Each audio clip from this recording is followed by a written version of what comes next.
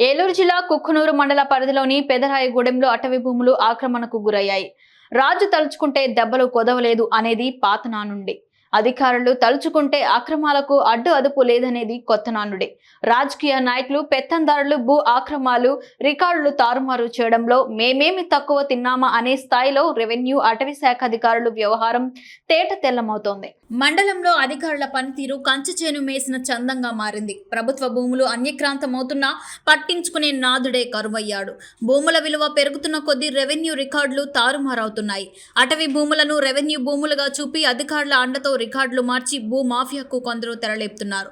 ప్రభుత్వ భూములను కాపాడాల్సిన అధికారులు దళారులకు కొమ్ము కాస్తూ ఆక్రమణదారులకు అండగా నిలిచి విలువైన భూముల్ని అక్రమంగా కట్టబెట్టి తమకేమీ తెలియదన్నట్లుగా తీరు పలు విమర్శలకు దారితీస్తుంది. పెదరాయగూడెం పంచాయతీ పరిధిలోని వెంకటాపురం గ్రామ శివారులో ఉన్న అటవీ భూములు అన్యక్రాంతం అవుతున్నాయి.